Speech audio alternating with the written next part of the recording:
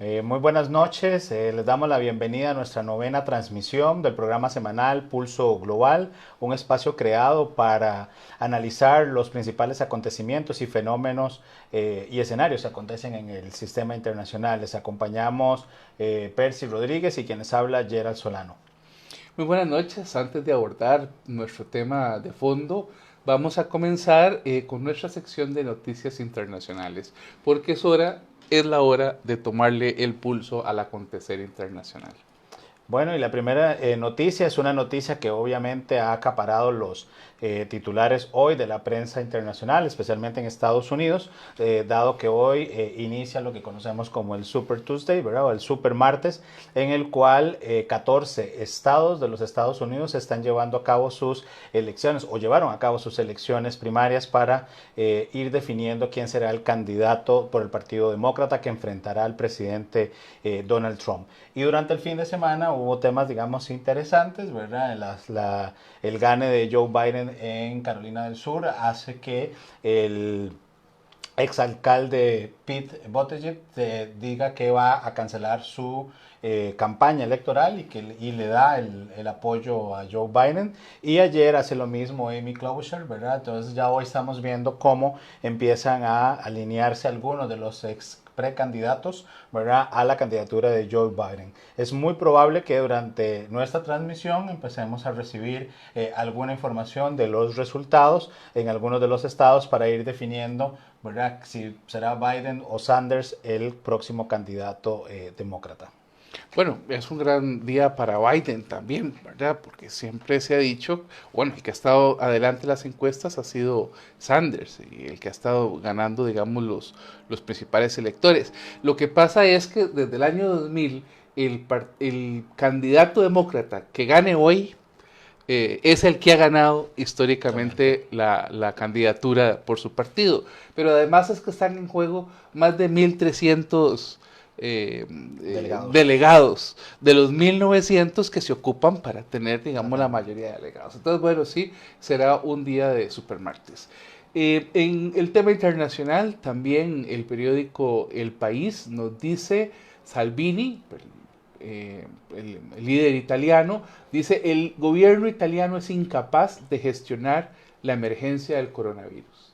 El presidente eh, italiano, exministro del Interior, había sido muy crítico, además en un contexto electoral donde se le ha dado muy fuerte al gobierno y está planteando que el gobierno no está logrando contener el coronavirus. Y es que efectivamente, pues el contagio en Italia pues ha sido superior a lo que se planteaba. Por otra parte, el periódico El Comercio de Perú nos dice Chile y Argentina confirman sus primeros casos de coronavirus. Es Bueno, grave. sin lugar a dudas, ya un tema que hoy hace 8 días estuvimos abordando y los invitamos a repetir ese programa durante esta semana. Pero definitivamente es un tema que tendremos que seguir tomándole el pulso. Por su parte, el New York Times titula, y es un título bastante interesante, dice Voto Latino 2020, el despertar del gigante dormido. Y cuando se empieza a leer un poco la nota, habla precisamente sobre los latinos que se ubican, o los demócratas latinos que se ubican en California, en Texas y en algunos otros estados claves, ¿verdad? La Florida, que entrará más adelante en sus votaciones primarias, pero dice precisamente que podrían ser los decisivos para la definición de la carrera, tanto de la definición del candidato demócrata como, por supuesto, de la elección en noviembre contra el presidente Donald Trump. Y titula una parte que han sido ignorados por mucho tiempo en los Estados Unidos, han sido incluso atacados por algunas de los discursos o de las frases que han utilizado, incluido el mismo presidente Trump, y que podrían ser quienes den sorpresa en términos de las elecciones. Habla un poco y señala algunos datos referentes a la importancia y el peso que tienen digamos, en esta elección y también sobre precisamente la participación que han tenido en las elecciones, principalmente cuando se elige al presidente Trump y por supuesto esta que ya vamos a poder darle, digamos, el pulso con mayor detalle. Por su parte, la tribuna el diario La Tribuna de México nos dice: por la alta inseguridad en municipio de Michoacán suspenden los servicios básicos. Hemos estado observando últimamente que la popularidad del presidente López Obrador, presidente mexicano, ha venido en descenso en las últimas semanas, después de ser un presidente que ha tenido un apoyo popular importante. Me parece que lo hablabas vos la semana pasada. En las últimas 2 semanas comienza a registrar una eventual caída en la popularidad que ha mantenido. En este municipio de Michoacán, que se llama Buenavista Tomatlán, el alcalde Cepeda Chávez informa que hay una serie de servicios básicos que podrían estarse suspendiendo. La recolección de basura, la limpieza pública, el transporte escolar que lo da el municipio, ¿verdad? Y informa que no tiene patrullas para la seguridad pública. Bueno, el descenso en la popularidad de López Obrador tiene que ver con la cantidad de crímenes que se han dado en las últimas 2 semanas. Sí, definitivamente un tema que habrá que analizar con mayor detalle. El caso mexicano es bastante, digamos, interesante y complejo en este momento.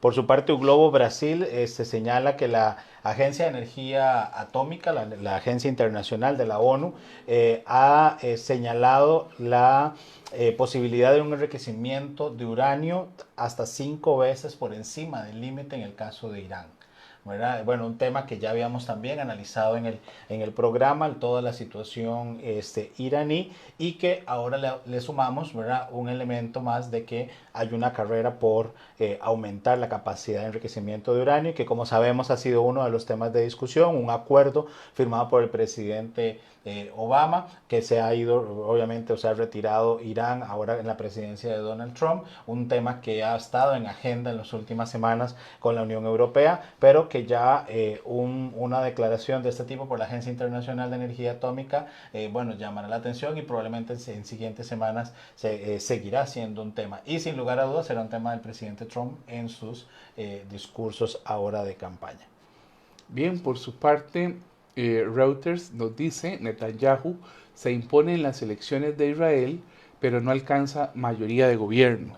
Parece que la derecha, bueno, gana, pero le hace falta 3 escaños. Sin embargo, no se han terminado de contar todos los votos. Así que, bueno, en un recuento final, eventualmente, digamos, este líder del partido Likud podría estar cercano, digamos, o faltarle pocos votos que en una negociación quizás los pueda conseguir para obtener la mayoría. Por su parte, Sputnik News señala: el representante especial de la ONU advierte sobre posible fracaso en la tregua en Libia. Si recordamos un poco, ¿verdad?, la situación que ha venido enfrentando Libia desde el 2011, ¿verdad?, una vez que sale Muammar Gaddafi del poder, ha venido, digamos, en una serie de conflictos entre dos partes, ¿verdad?, que han venido tratando de gobernar o liderar, digamos, el país, principalmente esa dualidad de poderes que se encuentra hoy, que es el gobierno interino junto con el parlamento que se encuentra gobernando desde Tobruk y en la parte oriental de Libia, y por su parte el ejército nacional libio y el gobierno del acuerdo nacional, que es el avalado por las Naciones Unidas y que su sede está en Trípoli, al noroeste digamos, del país. Bueno, acá pareciera que en esta tregua está siendo complejo ponerse de acuerdo, digamos, complejo poder llegar a avanzar en la situación, lo cual hace que la situación sea compleja, y ya representantes de Naciones Unidas señalan que la tregua parece que ha fracasado. Sí, y un momento complejo no solo para Libia, sino para Turquía, porque Turquía, el Parlamento turco había acordado enviar tropas turcas a apoyar al gobierno de Trípoli siempre que no se diera la tregua. De hecho, fue la propuesta, el acuerdo de la Asamblea del Parlamento turco el que detona este impasse que se ha realizado. Lo que pasa y lo que no se dice es que del otro lado la oposición a Trípoli ha estado siendo apoyada por Rusia. Y en este momento las relaciones entre los rusos y los turcos son delicadas, de lo que hablaremos en el programa de hoy. Y siempre con Turquía, otro diario publica cómo Turquía convierte en armas a los refugiados. Hay una preocupación grande por parte de algunas organizaciones y países europeos en términos de la gran migración que está recibiendo Turquía de Siria principalmente y de otros países, y el gobierno turco se está quejando de que la Unión Europea no se está comprometiendo con el problema sirio. Bueno, de eso también podemos hablar más adelante, sin duda un tema que preocupa muchísimo porque involucra a niños, involucra a familias, es un tema complicado del que hay que hacer un poco de detalle, cómo el presidente Erdogan está permitiendo que los migrantes entren a su país y lleguen hasta las fronteras de Bulgaria y de Grecia, ¿verdad? Parece que incluso están poniendo buses para dejar a la gente en diferentes lugares de la frontera para que pasen al lado europeo. Todo para presionar a la Unión Europea para que apoye a Turquía en el tema de Siria que vamos a ver. Vamos a conversar ahora. Y por último, CNN señala o titula: la guerra comercial puso a la economía en aprietos, el coronavirus será mucho peor. Definitivamente dos temas que no voy a andar a analizarlos porque tenemos dos programas, uno sobre el tema de la guerra comercial y la relación y la hegemonía que tiene China, y precisamente el de la semana anterior que hablábamos sobre el coronavirus, por lo que los invitamos a verlos si no lo han hecho aún. Y bueno, entonces continuamos con nuestra sección del personaje histórico. Hoy hablaremos sobre Mustafa Kemal, quien fue el primer presidente de Turquía, y nos permitirá analizar el contexto en el cual se da la caída del Imperio Otomano y por supuesto la creación de la República de Turquía. Sí, bueno, hemos escogido este tema precisamente para poder comprender lo que está sucediendo en este momento en una escalada terrible de fuerzas, incluso en donde han habido ya varios muertos de los ejércitos, tanto sirio como turco, en una escalada que podría convertirse en una guerra en las próximas horas o días, esperemos que no, pero que de alguna forma tiene también explicaciones en el pasado. Y tiene que ver con este primer presidente turco que llega a partir de un movimiento nacionalista allá por 1920, 1923, en donde hay una lucha muy fuerte que se da por parte, digamos, de nacionalistas turcos que están buscando que su país recupere los territorios, o por lo menos parte de los territorios que perdieron después de la Primera Guerra Mundial. En la Primera Guerra Mundial tal vez hay que recordar lo que anteriormente se llamaba el Imperio Otomano. Participó en la Primera Guerra Mundial del lado de Alemania, del lado de Bulgaria y del lado del Imperio Austrohúngaro. Es decir, fueron 4 países que de alguna manera llevaron adelante la Primera Guerra Mundial y que fueron derrotadas por una alianza dirigida por Reino Unido, Francia, Rusia, Italia y en alguna medida al final de la guerra por Estados Unidos.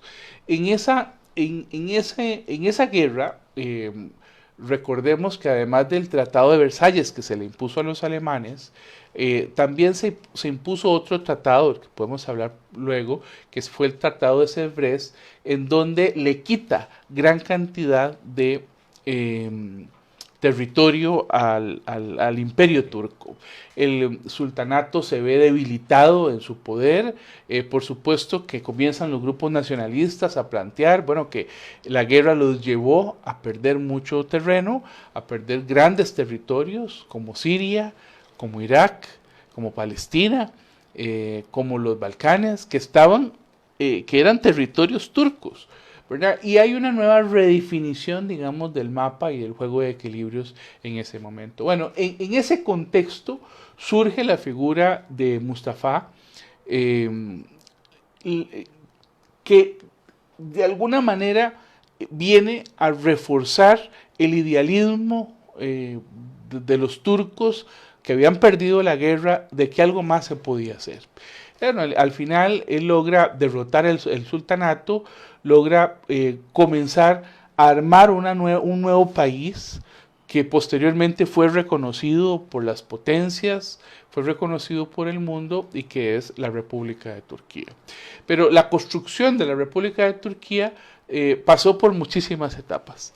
Por muchísimas etapas, como todo país, digamos, cuando se forma por primera vez. Y bueno, una vez que él ingresa, primero como primer ministro y después como el primer presidente de la República Turca, genera una serie de cambios económicos y políticos que permiten que de alguna forma Mustafa Kemal logre ser llamado por los mismos turcos con un nombre que es Atatürk, que significa el padre de los turcos. En 1934 hubo una ley que se llama la ley de los apellidos. Esa ley lo que buscó era que los turcos que no tenían segundo apellido, no tenían primero ni segundo apellido, sino que eran llamados por el lugar donde nacían o por el oficio que tenían, deciden, ¿verdad? El Parlamento pasa una ley y dice, no, tiene que haber apellidos para todos. Bueno, ¿qué apellido le ponemos al presidente? A Mustafa Kemal, ¿verdad? ¿Qué apellido le ponemos? Entonces deciden ponerle Atatürk, que significa el padre de los turcos. Y es una figura, digamos, muy querida y que tiene que ver, pues, con un movimiento muy fuerte que al final logra consolidar el territorio con las Anatolias para Turquía y más o menos un tamaño considerable que mantiene pues ese país, que es un país transcontinental, ¿verdad? Tiene una pequeña parte en Europa y el resto en Asia. Bueno, definitivamente muy interesante y vamos a ahondar ya un poco más en este tema, así que gracias a ustedes por continuar con nosotros llevándole el pulso a los acontecimientos globales, y al ser las 8 de la noche con 17 minutos vamos a dar inicio con nuestro tercer bloque, el cual analizaremos, como ustedes lo vieron en nuestras redes, Turquía-Siria, la escalada de un conflicto. Y precisamente tal vez ahí quisiera devolver un poco la conversación con Percy, precisamente al Tratado de Sèvres, ¿verdad? Porque mientras lo mencionabas y hablabas un poco de la repartición, recuerdo un poco otros casos, ¿verdad?, similares, como la creación del Estado, digamos, de Israel en el 48, la desaparición del Imperio Austrohúngaro, ¿verdad?, y la conformación de esos Estados-nación. Y precisamente una vez que se dan esos tratados, que muchas veces el objetivo del tratado es alcanzar la paz, a la hora de hacer la fragmentación de los países, precisamente no tomamos en cuenta ciertas poblaciones, ciertos temas incluso hasta de recursos, ¿verdad? Tema que vamos a abordar más adelante, y esto años después nos empiezan a generar conflictos, ¿verdad? Y ahorita que mencionabas, bueno, parte de Siria, parte de Palestina, lo que es Turquía, era parte del imperio. Bueno, hacer esta fragmentación hasta dónde puede o ha llevado un poco estos mismos conflictos que ya unos 70 años o más estamos encontrando hoy en pleno siglo XXI. Y hablarnos tal vez un poco sobre el tratado. Sí, claro, definitivamente. Vamos a ver, los imperios se han asentado siempre sobre las naciones. No han respetado las fronteras, además las naciones no necesariamente han tenido sus fronteras muy claras, y los imperios se han concentrado en ser imperios multiétnicos. Es decir, tienen una serie de poblaciones muy, muy diversas, y el caso del Imperio Otomano fue lo mismo. Fue un imperio que se asentó prácticamente con fronteras que incluían a Egipto, que incluían territorios que hoy pertenecen a la India, todo el Medio Oriente, ¿verdad?, y gran parte de Europa. Grecia, por ejemplo, Macedonia, los Balcanes, ¿verdad?, que son ahora muchos países. De manera que uno podría comprender que estos estados multiétnicos se crearon en donde una élite dominó muchas minorías o incluso en algunos casos con poblaciones importantes, pero que al final, cuando pierden la guerra, cuando pierden la Primera Guerra Mundial y llegan los aliados e invaden con sus ejércitos, cada uno de estos lugares, lo que se preguntan es, bueno, ¿y ahora qué hacemos? ¿Qué hacemos con el imperio turco? Entonces se decide que es necesario despedazarlo, porque se había vuelto un peligro. Además, recordemos que para los europeos cristianos era una tarea que llevaban 500 años tratando de realizar, ¿verdad? Bueno, y si queremos verlo ahí para atrás, pues muchísimos años más. Pero Turquía se había vuelto un imperio expansionista peligroso para Europa, y ya en los Balcanes pues lo habían vivido en la Primera Guerra Mundial. En la Segunda no, porque en la Segunda el imperio, Turquía como república decide apoyar a los aliados. Eh, pero bueno, había sido un peligro, entonces se decide despedazarla en varios países. Entonces, por ejemplo, en la Anatolia Oriental se crea un famoso país que fue el Kurdistán. Hoy no es un país, hoy es simplemente una nación que vaga entre varios países como son Irak, Siria y Turquía. Pero a finales de la Primera Guerra Mundial, en ese Tratado de Sèvres, lo que se firma es, bueno, se decide que tiene que haber un territorio para la nación kurda. Qué interesante, algo que no se ha logrado en la actualidad. Y se le da al Kurdistán, que prácticamente es gran parte de la Anatolia oriental, es decir, la parte oriental la parte este de la actual Turquía. Posteriormente, los europeos deciden, bueno, ¿qué vamos a hacer con ese territorio que hoy se llama Palestina? Ese territorio, la Liga de las Naciones, que se crea en 1919, decide que en el Tratado de Sèvres, que se firma en agosto del 2000, de 1920, estaría cumpliendo 100 años, en este agosto, decide que ese territorio pase a manos de los británicos y que Siria pase a manos de los franceses y que Irak quede también como un mandato de los británicos. Entonces, lo que hacen con la mayoría de estos territorios, incluidos los Balcanes, incluido, por ejemplo, la parte de Azerbaiyán, que colinda, digamos, con los rusos, todas esas zonas finalmente son dadas en concesión, digamos, a las potencias ganadoras de la guerra, que además son lugares muy ricos en recursos minerales, como lo es el petróleo para el caso de los sirios o los iraquíes. Entonces, de alguna manera, Reino Unido y Francia se dejan la mejor parte. Ahora, ve qué interesante. Esto lo que significa es que hace 100 años no existía Irak, no existía Siria, existía el Imperio Otomano, ¿verdad? Y después las naciones crearon todos estos países, ¿verdad? No existía Palestina como tal. Es más, Irak no se llamaba Irak, se llamaba Mesopotamia. Entonces uno podría comprender que de alguna manera Occidente cometió el mismo error que cometían los imperios en el pasado. Bueno, también hablamos de imperio francés y imperio británico. El mismo error que fue trazar líneas, trazar fronteras en lugares multiétnicos donde era muy complicado poner a tantos grupos, a veces incluso enfrentados entre sí por temas de religión, en una misma canasta, ¿verdad? Los ponen en una misma canasta y eso lo que hace es, digamos, crear este tipo de problema. Líbano, por ejemplo, queda en manos de los franceses. Y bueno, hay otra serie de lugares, de las islas griegas, Creta, por ejemplo, son lugares que se van a disputar posteriormente.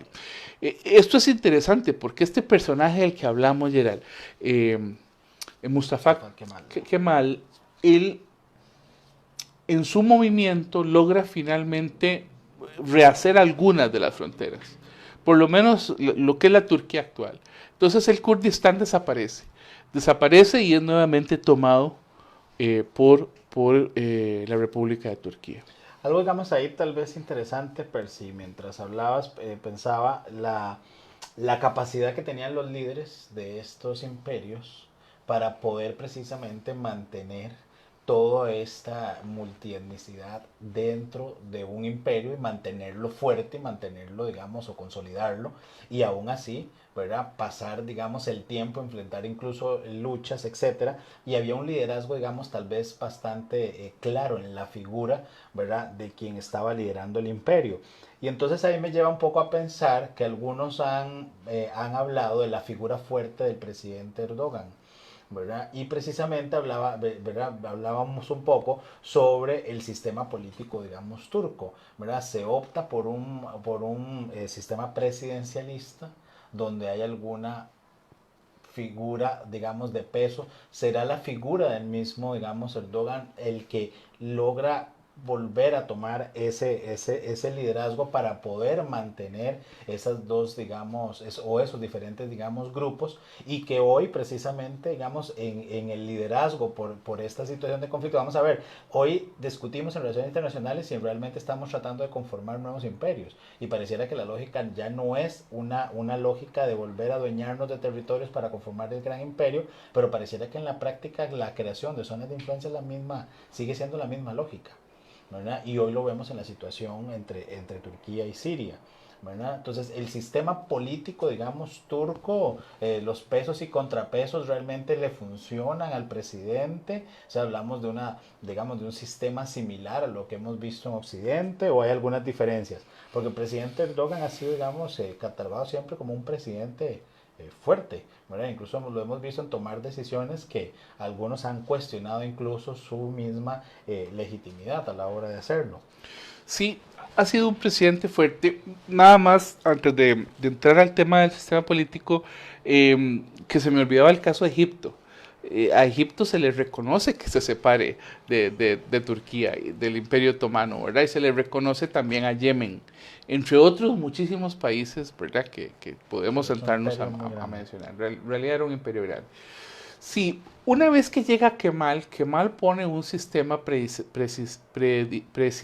no dije nada, presidencialista, con un parlamento fuerte. Más o menos el parlamento actualmente tiene unos 600 diputados.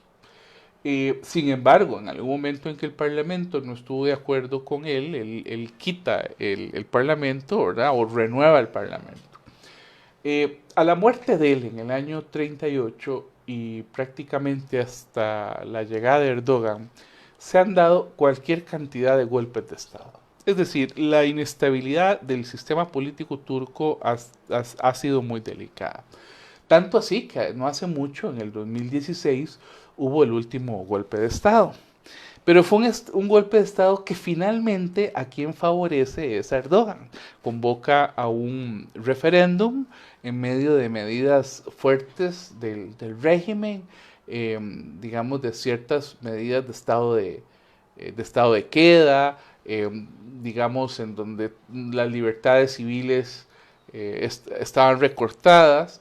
Y bueno, logra él imponerse con un 52% de la votación. Hay una elección, ¿verdad? Y bueno, él se mantiene en el poder, se ha convertido realmente en el hombre fuerte de Turquía, y también está, el mismo efecto Putin, está generando en los turcos el sentimiento de que Turquía está volviendo a ser un país, una potencia regional de primera línea, ¿verdad? Una potencia que se relaciona con los rusos, que se relaciona con Estados Unidos, que es parte de la OTAN, en un momento en donde los europeos no le habían dado mucha pelota a Turquía. Es decir, la Unión Europea siempre ha coqueteado con Turquía, ¿verdad? Lo ha puesto como observador en la Unión Europea. De alguna manera se le ha ofrecido a la Unión Europea para que esté cerca, pero la Unión Europea siempre lo ha frenado en su interés de ser realmente parte de Europa, ¿verdad? Precisamente por su composición étnica, etc. Entonces uno podría pensar que Europa ha querido tener a Turquía como un estado tapón. ¿Por qué tapón? Porque es un estado que lo tiene para que los sirios, para que los iraquíes, para que los iraníes, para que el resto de los países de África lleguen a Turquía, pero no pasen de ahí, ¿verdad? Esa ha sido como la tarea de Turquía en los últimos años, detener las migraciones, detener los problemas, cuando calienta Oriente Medio, ahí está Turquía, ¿verdad? Y Turquía, por los compromisos con la Unión Europea y con la OTAN, ha venido frenando esos avances. Y en el caso, digamos, que ya que mencionabas precisamente el tapón o esa puerta, ¿verdad? Porque al final hablabas geográficamente, ¿verdad? Turquía tiene una parte hacia Europa y hay una parte en Asia. Entonces prácticamente es esa puerta que une dos continentes. Y entonces cuando hablabas de que sirve como tapón, precisamente me lleva a pensar un poco ya el tema digamos que hoy hemos titulado, ¿verdad? Turquía-Siria. Bueno, la guerra en Siria, ¿verdad? El conflicto en Siria inicia como un punto, ¿verdad? O es un punto de combate a grupos terroristas, ¿verdad? Y se convierte en el centro de un conflicto importante que ha generado millones, ¿verdad? De muertos, millones de desplazados y que precisamente por la misma ubicación geográfica hacia Europa, la migración innata es hacia Europa. Y Turquía se convierte entonces en ese puente o en ese canal para tratar de llegar a Europa, pero un tema que los europeos ya han venido, digamos, diciendo en múltiples ocasiones, no están tampoco ya tan dispuestos a que ingresen, ¿verdad? Esta cantidad de, digamos, de migrantes. Recuerdo el caso con Alemania cuando trató de que llegaran a Hungría, ¿verdad? Es decir, al final hay un tema de una posición clara y como decías, los estamos enviando hacia otro punto, lo estamos obligando a migrar hacia otro punto y ese punto está siendo Turquía. Entonces, esta guerra contra el terrorismo, ¿verdad? O esa guerra contra el Estado Islámico, pareciera que se convierte en un elemento que el presidente también, Erdogan, porque aquí vamos a tratar de verlo también desde la visión turca, ¿verdad? Pareciera que le está haciendo también parte de su estrategia. Bueno, o sea, es decir, y por ahí leí algunos titulares donde decía cómo Turquía o el presidente Erdogan está utilizando los migrantes como una arma, una estrategia para poder avanzar en negociaciones en ciertos temas que le interesan tanto con la Unión Europea como con los mismos rusos. Y creo que también viene un poco por lo que mencionabas, ese ideal o ese aire de que es potencia regional y que entonces de alguna forma el estar en medio de esta situación, en este conflicto, le da un espacio en la mesa. Le da un espacio a la mesa y le permite mantener el control interno. Eh, Cuando uno observa, digamos, cómo se comporta el sistema de elecciones internamente en Turquía, uno puede registrar que un partido, para poder participar en las elecciones, un partido, digamos, para poder tener representación parlamentaria, tiene que sacar más del 10% de los votos. Es decir, si saca un 9% de los votos, no hay representación en el Parlamento de los 600. Entonces, ¿qué es lo que significa esto? Significa que de alguna manera Turquía tiene reducido el espacio eh, para las minorías. Sigue manteniendo los partidos tradicionales el poder en Turquía. Si uno lo ve, digamos, del caso sirio, eh, el caso sirio es también un sistema presidencialista, pero es un sistema autoritario. Los dos son autoritarios. Es que aquí el tema es que estamos ante dos países sumamente autoritarios.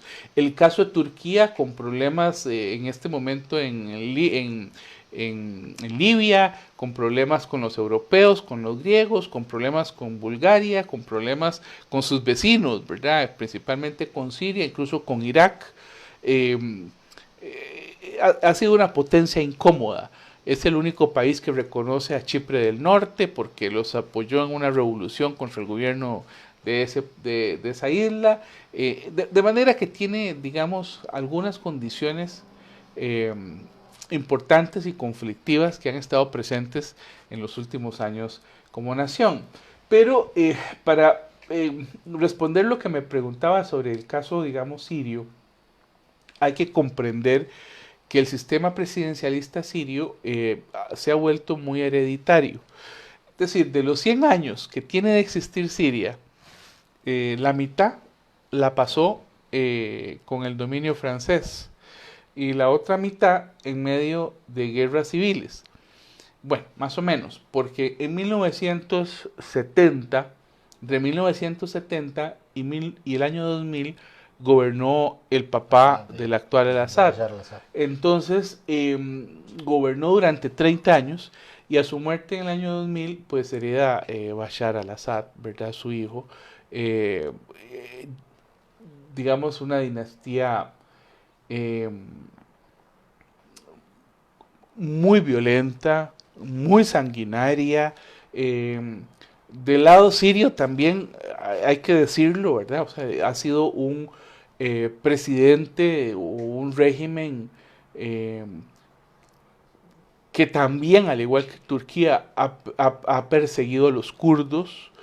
Y que en el año 2011, con el tema aquel de las primaveras árabes que vos mencionabas al principio, Gerald, lo que se da es una serie de movimientos dentro de Siria que llevan a una revolución de las fuerzas, digamos, nacionalistas, revolucionarias contra el régimen de Bashar al-Assad, precisamente por los grados de autoritarismo que más parecía un sistema monárquico que un sistema presidencialista.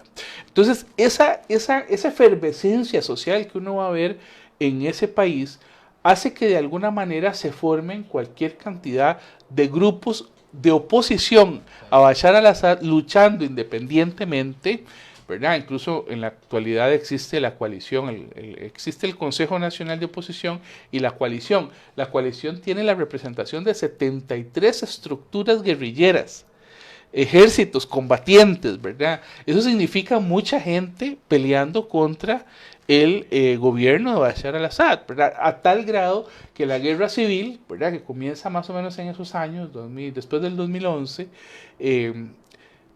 va a motivar que muchos países de Occidente se agrupen, liderados por Estados Unidos, para tratar de realizar una operación militar para deponer a Bashar al-Assad, que al final no salió. Es decir, el presidente Obama en el último momento se arrepiente de entrar a quitar al presidente Bashar al-Assad. Yo diría que por dos razones. La primera tiene que ver con el presidente Putin, ¿verdad? Que de alguna manera ha apoyado y sigue apoyando a Bashar al-Assad de una forma contundente. Y por otro lado, porque Obama entendió que en la contraparte, es decir, en estas coaliciones, muchos de los que estaban dentro de la coalición eran grupos que en el futuro fueron tachados por el Departamento de Estado como grupos terroristas. Por ejemplo, los hermanos musulmanes. Los hermanos musulmanes en el 2011 habían estado detrás de la revolución que tumbó al presidente Mubarak en Egipto. Y eso generó que incluso pues pusieran un presidente y la movilización que después realizó el ejército para tumbar al presidente que puso los hermanos musulmanes. Bueno, que finalmente fue electo en una elección democrática. Después también de la caída del dictador egipcio. Pero uno podría pensar que en el caso de en el caso de Siria, además de la guerra civil, el otro elemento que hace que Obama, un tercer elemento que hace que Obama no entre a la guerra es la presencia del Estado Islámico.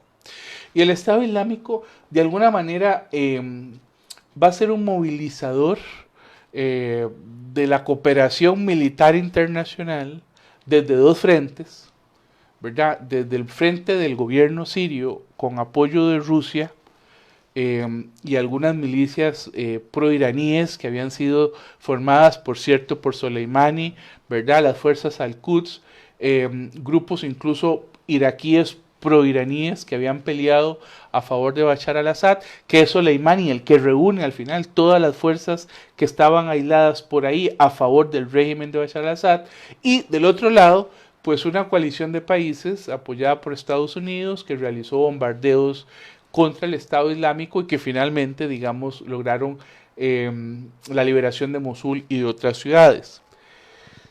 Eso nos lleva a pensar en lo que está sucediendo en este momento. ¿qué te iba a decir? La ciudad de Idlib, Sí. que es una ciudad donde hay, bueno, hay una respuesta, hay un movimiento importante, ¿verdad? Y que genera muertos.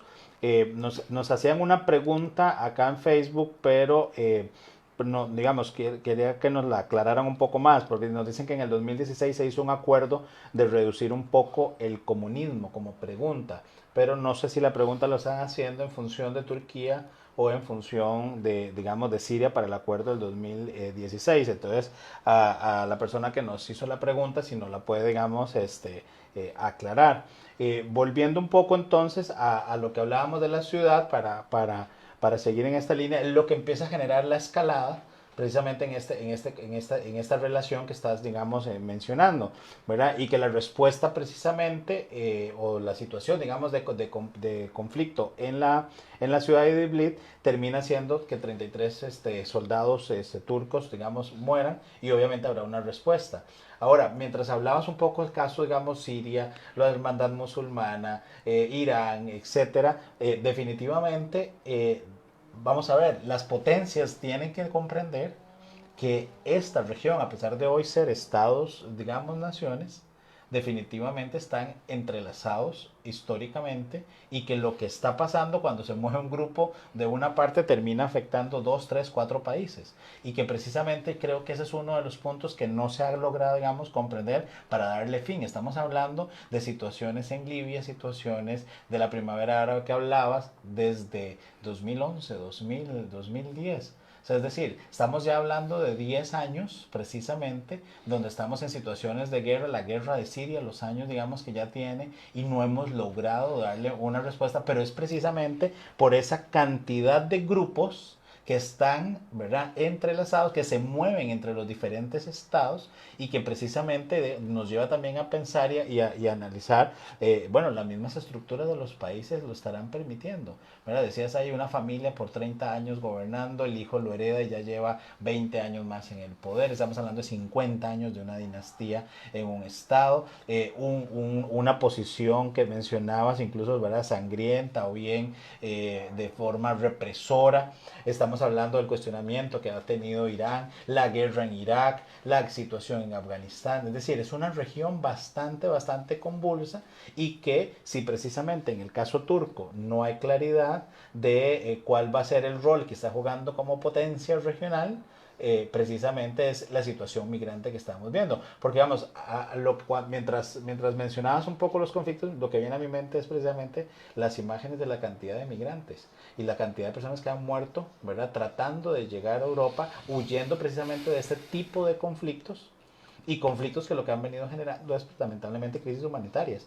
Y entiendo, ¿verdad?, obviamente desde la parte geopolítica que hay intereses de recursos que ahorita vamos a ahondar un poco ahí, pero que al final hay efectos colaterales de estados con sistemas políticos débiles que lo que han venido diciendo es que no quieren la imposición de Occidente, ¿verdad? Porque si nos vamos a la política exterior de Estados Unidos, la política exterior estadounidense históricamente a nivel de geopolítica y de Medio Oriente es de que hay que llevar la democracia como tal cual la tienen los Estados Unidos a estos países y esos países lo han rechazado, pero cuando vamos a ver en la práctica seguimos viendo que son sistemas que tampoco están siendo tan efectivos. Sí, pero ve qué delicado, es decir, compliquemos un poco más el escenario a lo interno de Siria. Tenés un gobierno con una oposición de más de 70 y pico de organizaciones, la mayoría beligerantes, es decir, con milicias activas peleando contra el régimen del Assad, ¿verdad? Tenías a Estados Unidos apoyando también, por ejemplo, a los kurdos y a otros grupos contra el Estado Islámico. Los kurdos se vuelven los carceleros del Estado Islámico y recientemente Trump dice ya no vamos a apoyar a los kurdos y saca el ejército. De repente los kurdos están siendo atacados, 2 días después están siendo atacados desde el oficialismo, desde el presidente al-Assad, ¿verdad? En Siria y 2 días después atacados por los mismos turcos, por el presidente Erdogan. Probablemente muchos de los de las personas que estaban encarceladas por parte que eran del grupo del Estado Islámico, pues me imagino que se fugarían, podrían ser incluso algunos hasta estar dentro de los grupos migrantes camuflados, ¿verdad? Pero por otra parte, en esta ciudad que vos mencionaste, Idlib, la pregunta que uno se hace es, bueno, ¿quiénes están peleando ahí? Es el Estado Islámico. Bueno, algunos dicen que hay grupos del Estado Islámico, pero principalmente los que están peleando ahí son los grupos de la coalición de oposición a Bashar al-Assad. Entonces vos decís, bueno, todos pensábamos que era el Estado Islámico, pero resulta que son fuerzas también que están peleando revolucionarias contra un Estado autoritario sobre el autoritarismo del régimen que se dice que usted también utilizó armas químicas en algún momento contra algunas poblaciones kurdas y que al final vos decís, bueno, es que ve los hechos generadores. De repente los sirios están tratando de tomar ese pueblo, ¿verdad? Es una provincia en realidad bastante grande. Algunas de sus ciudades principales han estado cambiando de bando. Lo toma el ejército, lo toma la oposición, lo toma el ejército. En una avanzada de los sirios con apoyo aéreo ruso, de un momento a otro aparece el ejército turco apoyando a los revolucionarios para que no tomen la ciudad. Entonces ha sido un juego de países. En un país en donde además todo el mundo ha entrado a jugar, ha estado Estados Unidos metido, han estado muchísimos países en las coaliciones de un lado de otro, siguen los rusos ahí y es que apoyando Percy, ahí es donde, digamos, lo que pensaba.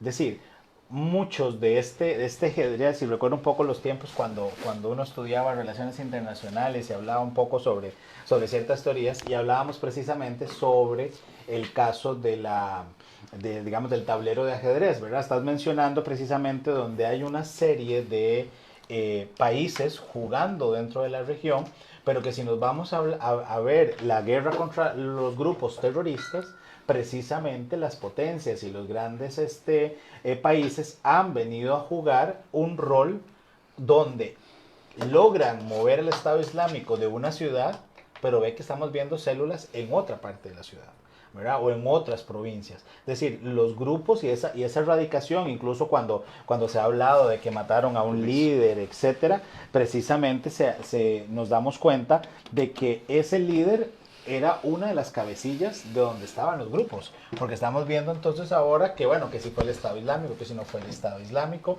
pero que precisamente en esa misma dinámica los movimientos de los grupos, de los diferentes grupos, sean revolucionarios, sean grupos terroristas, se van movilizando, y eso es una dinámica que en la misma condición o en la misma situación de guerra no necesariamente la están evaluando, digamos, los países, y ve que sí, entra Estados Unidos en un momento, entra Rusia, pero entra también Turquía, por ahí hablamos de algunas situaciones con regiones particulares, que probablemente por el tema del coronavirus, Irán, Irak no están, digamos, pronunciándose tan fuertemente con ese tema, pero también ahí podríamos meter, ya que estábamos complicando un poco el escenario, el acuerdo en que en apariencia llegaron los Estados Unidos con los talibanes para acabar la guerra en Afganistán. ¿No será esto un nuevo foco para una situación todavía más compleja, que esa salida no sea tan sencilla? Porque pareciera que sale uno, como decís, y entra otro.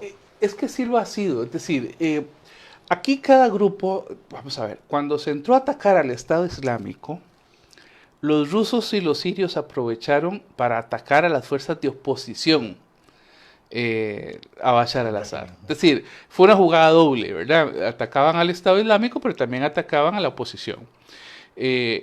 Situación que se está viviendo en este momento en la última provincia donde hay, digamos, donde está la oposición peleando. Y Estados Unidos entró, digamos, a apoyar a la oposición. Entonces, cuando vos tenés límites tan cercanos entre varios países, el tema del fuego cruzado se da en cualquier momento. ¿Qué es lo que está pasando en este momento? El jueves, en este apoyo que los turcos estaban dando a la oposición, entra el grupo del ejército sirio y mata 33 militares turcos.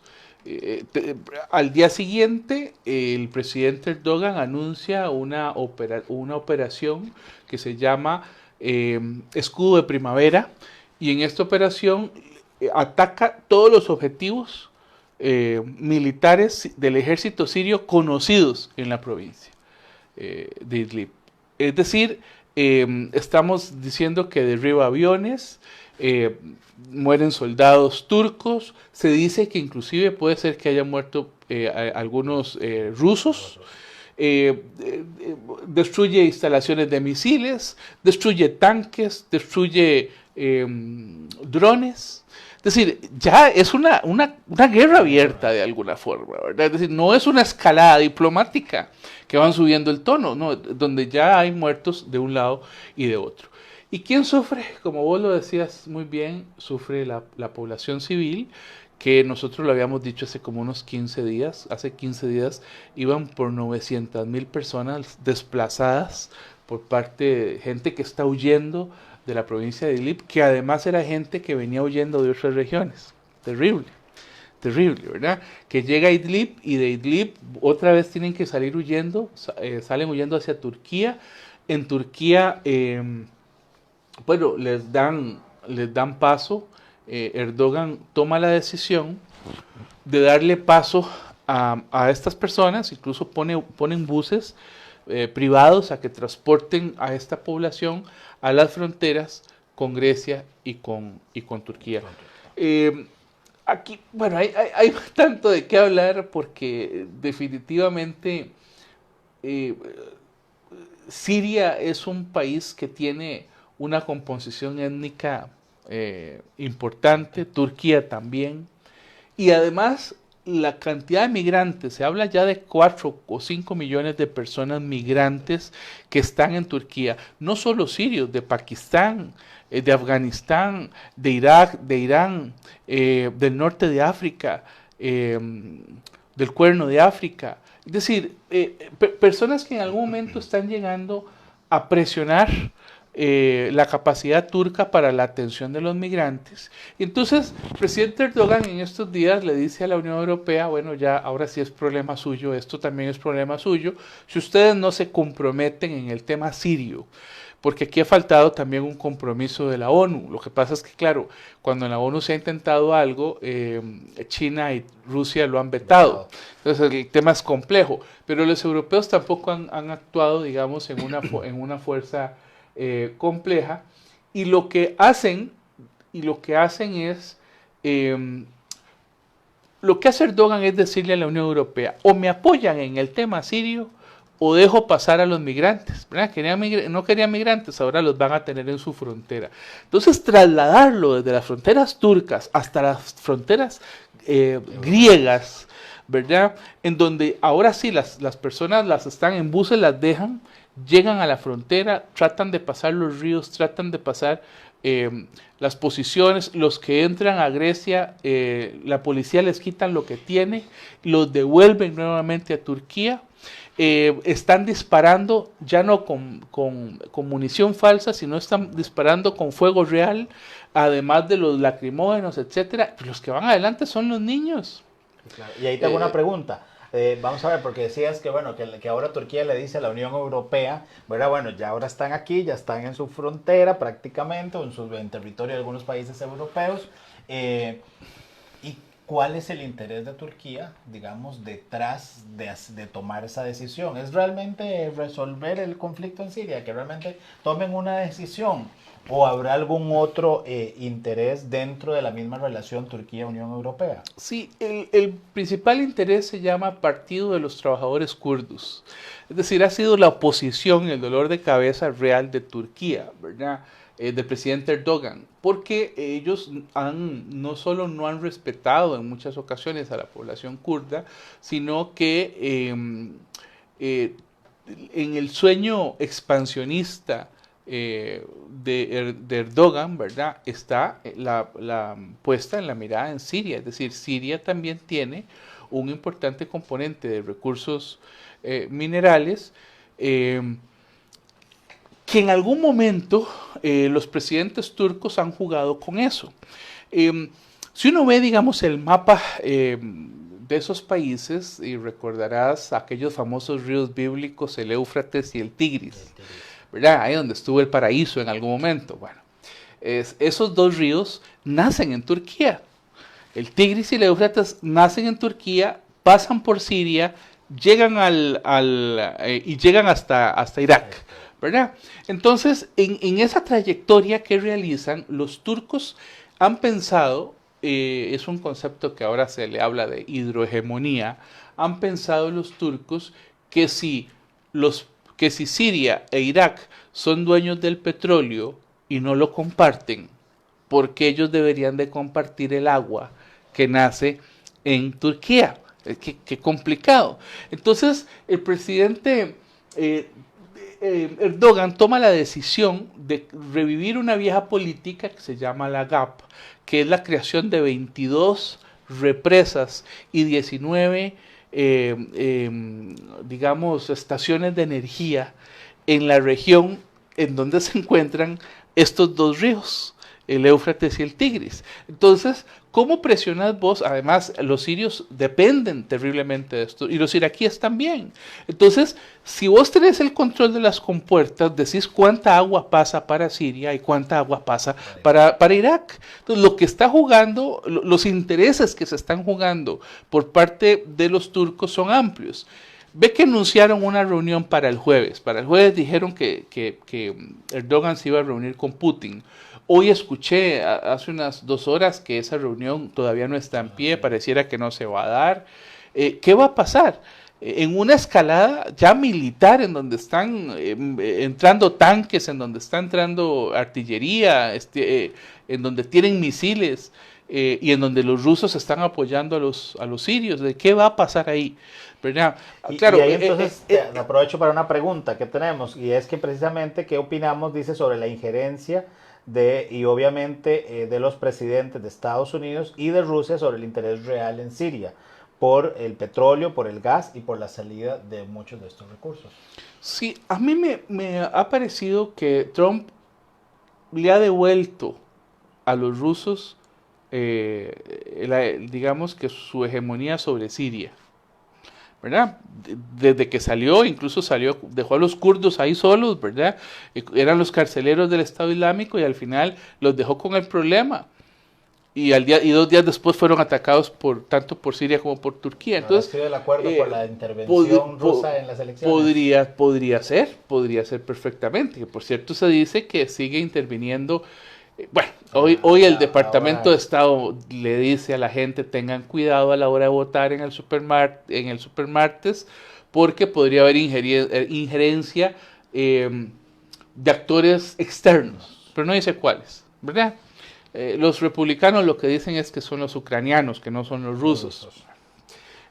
Pero sí uno ve, digamos, un cambio en la relación entre Putin y Trump, ¿verdad? Que a pesar de lo que dicen, uno siente que ha sido más animosa, más cercana, que visualmente no se observa, pero que usted lo ve, digamos, en el terreno, como se está observando en este momento. Es decir, ¿quién media en Libia? Rusia. ¿Quién media en este momento? ¿Quién podría mediar entre Turquía y Siria? Putin, no hay otro. Ahora, y probablemente Trump en medio de campaña electoral no va a tomar un rol protagónico. Ahora, Erdogan hace el lanzamiento de las tropas, ¿verdad? Empieza a bombardear objetivos del ejército sirio y le pide a Estados Unidos y a los europeos que entren en la OTAN, ¿verdad? Él llama a la OTAN. Bueno, pero es que el problema es que han sido 2 estados sumamente autoritarios que no se han respetado entre ellos, ¿verdad? Y que este tema de apoyar internamente a la oposición, digamos que ha sido el pan nuestro de cada día por parte de todas las potencias, no solo ahora, sino desde hace muchísimos años.